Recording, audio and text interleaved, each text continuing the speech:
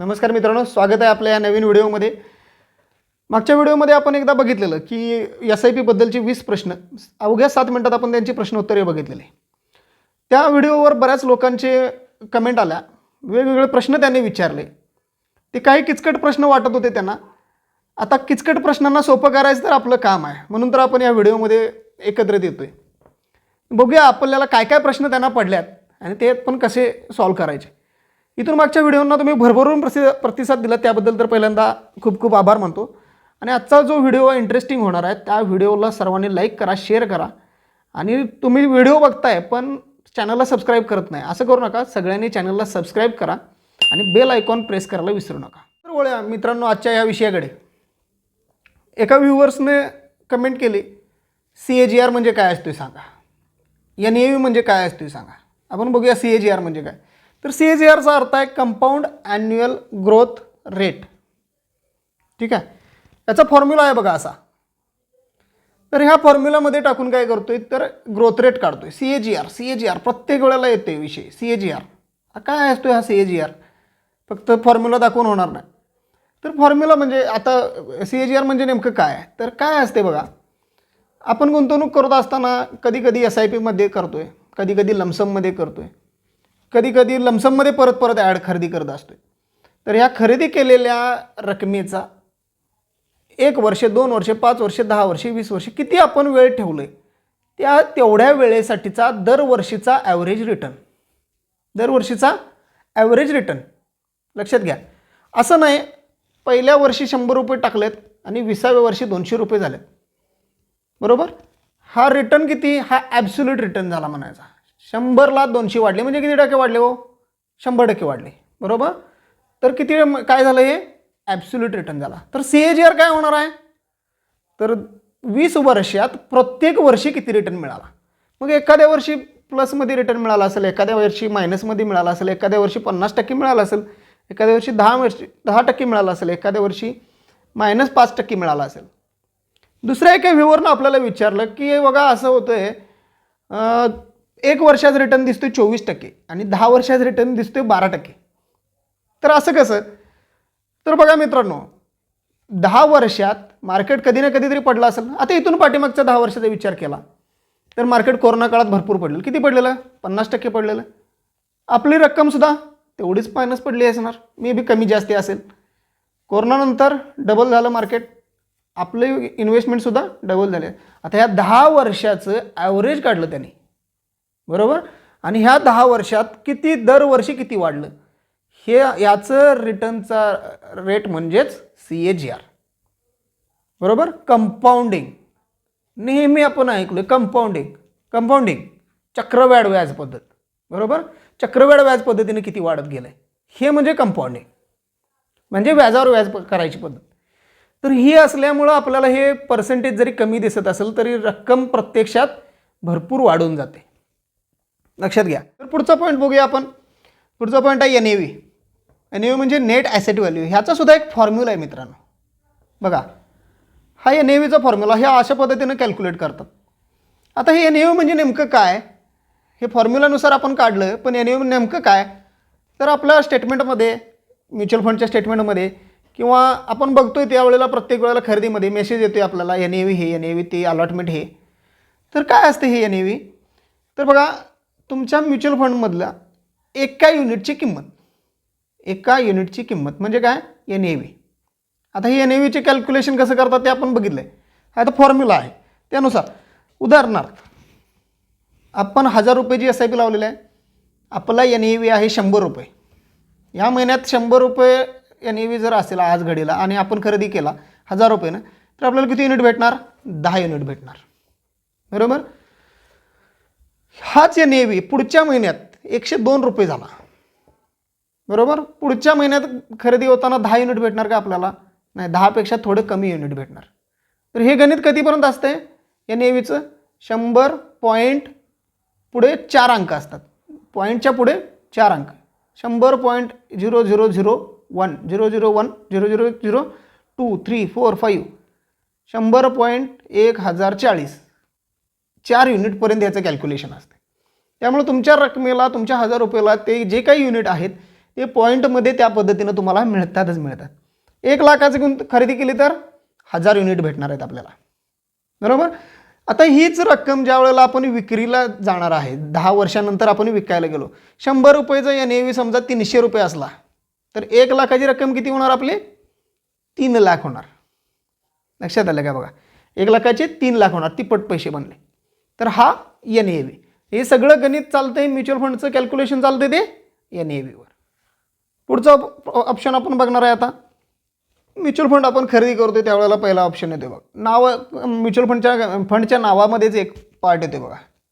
उदाहरणार्थ ICICI Prudential equity and डेब्ट regular growth.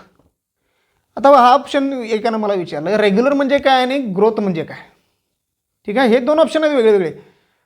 रेग्युलरच्या जागेला अनेक ऑप्शन येतो, डायरेक्ट, रेग्युलरच्या विरुद्ध डायरेक्ट, आणि ग्रोथच्या विरुद्ध डिव्हिडंड किंवा IDCW. ठीक आहे, रेग्युलर आणि ग्रोथमध्ये काय बघूया आपण. तर रेग्युलर आणि ग्रोथचा अर्थ काय?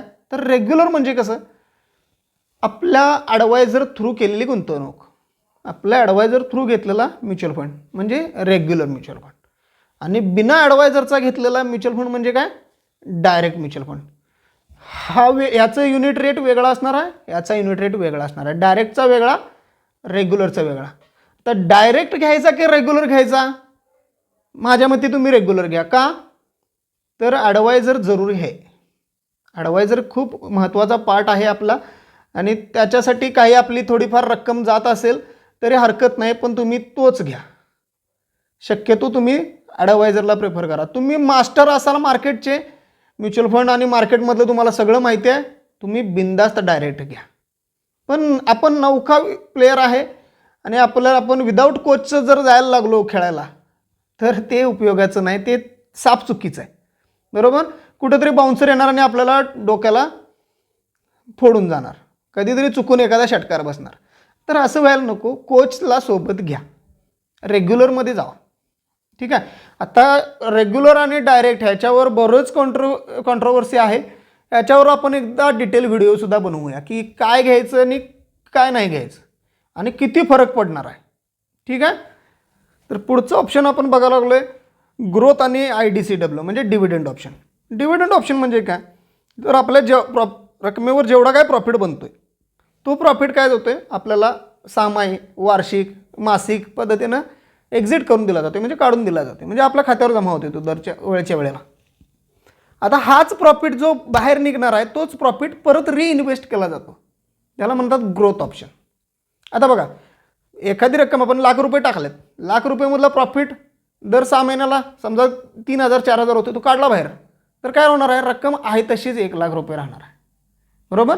आणि त्याच 1 लाखात जर ते 3,000 मिक्स झाले तर काय होणार आहे? ग्रोथ ऑप्शन म्हणजे कंपाऊंडिंग इंटरेस्ट होणार आहे. व्याजदर वाढत म्हणजे पैसे वाढत असताना कंपाऊंडिंग पद्धतीनं वाढणार, बरोबर. म्हणजे ग्रोथमध्ये पैसे चांगल्या पद्धतीने जास्त प्रमाणात वाढतील आणि डिव्हिडंड ऑप्शनमध्ये IDCWमध्ये कमी पद्धतीने वाढतील. IDCW म्हणजे काय? इन्कम डिस्ट्रीब्युशन कम कॅपिटल विड्रॉल होत जाणार, दर ह्याला विड्रॉल होत जाणार, बरोबर. ग्रोथ फास्ट चालणार, डिव्हिडंड ऑप्शन स्लो चालणार. पूर्वी डिव्हिडंड म्हणायचे, आता IDCWच म्हणतात. ठीक आहे. पुढं जाऊया. पुढचा ऑप्शन, आणि एका व्ह्यूअरनं मला विचारला प्रश्न की हा इन्कम टॅक्स कसा लागतोय, या म्युच्युअल फंड्सना टॅक्स कसा लागतोय? तर टॅक्स लागतोय बघा, ह्याला टॅक्सचा प्रकार लागतोय तो म्हणजे कॅपिटल गेन टॅक्स. ठीक आहे. तर 2 प्रकारचे म्युच्युअल फंड आहेत. आपण एक व्हिडिओ पण बनवला आहे इक्विटी म्युच्युअल फंडवरचा, बघा. हा बघितला नसेल तर बघून घ्या. तर ह्याच्यावर टॅक्स कसा लागतोय? इक्विटीवर जसं शेअर मार्केटला लागतोय तसाच, बरोबर. कुठल्या 2 प्रकारचे टॅक्स लागतात, एक शॉर्ट टर्म कॅपिटल गेन आणि लॉंग टर्म कॅपिटल गेन.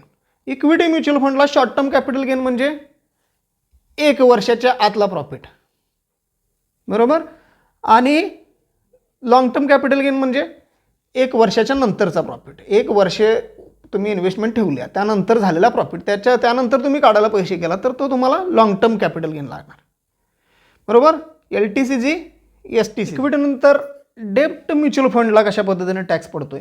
डेप्ट म्युच्युअल फंडला म्हणजे ज्या म्युच्युअल फंड्सचं गुंतवणूक 35% जास्त गुंतवणूक ही डेप्टमध्ये आहे, त्या सगळ्या म्युच्युअल फंडना हा नियम लागू होतो आहे. 35% जास्त सगळ्या म्युच्युअल फंडना हाच नियम लागू होतो आहे.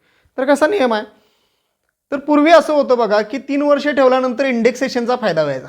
त्यामुळं काय व्हायचं, डेप्टमध्ये भली मोठी रक्कम टाकू शकायची. म्हणजे त्यावेळी काय व्हायचं, तर टॅक्स पडायचा नाही, टॅक्स कमी असायचा, इंडेक्सेशनचा फायदा मिळायचा. बरोबर.